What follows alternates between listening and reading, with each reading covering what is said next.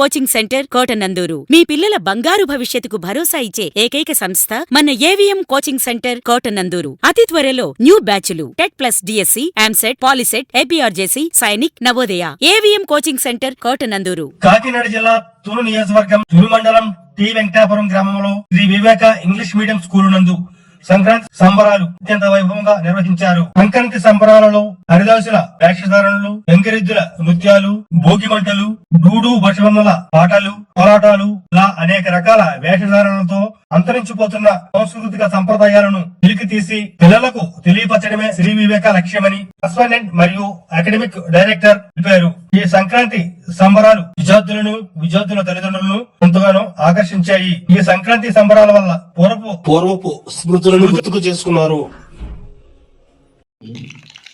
ఈ సంక్రాంతి సంబరాలకు విచ్చేసినటువంటి వివిధ గ్రామాల నుంచి వచ్చినటువంటి మా శ్రీ వివేక తల్లిదండ్రులందరికీ కూడా ప్రత్యేక ధన్యవాదాలు తెలియజేస్తున్నాం స్కూల్ తరఫునండి.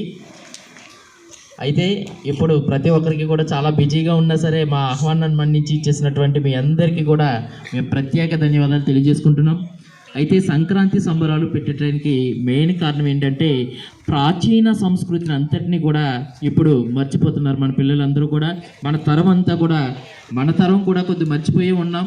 అయితే ఇక రాబోయే తరంలోని కూడా ఆ పిల్లలు కూడా మర్చిపోకుండా ప్రాచీన సంస్కృతి అంటే ఏంటి తెలియాలి అనే ఒక ఉద్దేశంతో ఈరోజు మనం సంక్రాంతి సంబరాలని మనం ఇక్కడ జరుపుకోవడం జరుగుతుంది. అయితే ఈరోజు మనం ఏ గ్రామంలో చూసినా సరే సంక్రాంతి సంబరాలు అణగారిపోయే విధంగా ఈరోజు చూస్తూ ఉన్నాం. అంటే ఏదో భోగి సంక్రాంతి అంటే ఏంటి, ఈ విధానాలన్నీ పూర్వపు రోజులకి ఇప్పటికీ కూడా చాలా తేడా ఇదైంది. అయితే పిల్లలకి కూడా సంక్రాంతి అంటే తెలియని పరిస్థితుల్లో ఉన్నారు. అయితే ఇక్కడ మన శ్రీ వివేక విద్యార్థులు ప్రతి ఒక్కరూ కూడా సంక్రాంతి అంటే ఏంటి, భోగి అంటే ఏంటి, కనుమ అంటే ఏంటి అనేది ఖచ్చితంగా తెలియచేయాలి. ఇక్కడ మా పిల్లలతో పాటు వాళ్ళు వివిధ గ్రామాలకు వెళ్ళినప్పుడు ఈరోజు మన స్కూల్లో జరిగిన ఈ సంక్రాంతి సంబరాలు ఏ విధంగా జరిగాయో ప్రతి ఒక్క పేరెంట్కి తెలియజేసే విధంగా ఈరోజు మేము ఇక్కడ ఏర్పాట్లు చేయడం జరిగింది. అయితే మనం అందరం చూస్తూనే ఉన్నాం సంక్రాంతి ఏ విధంగా జరుగుతుంది. ఇంతకు ముందుకి ఇప్పటికీ కూడా చాలా తేడాలు ఉన్నాయి ఈ పండుగ రూపంలో. అందుకనే ఈరోజు మనం ఈ సంక్రాంతి సంబరాలను ఏర్పాటు చేయడం జరిగింది.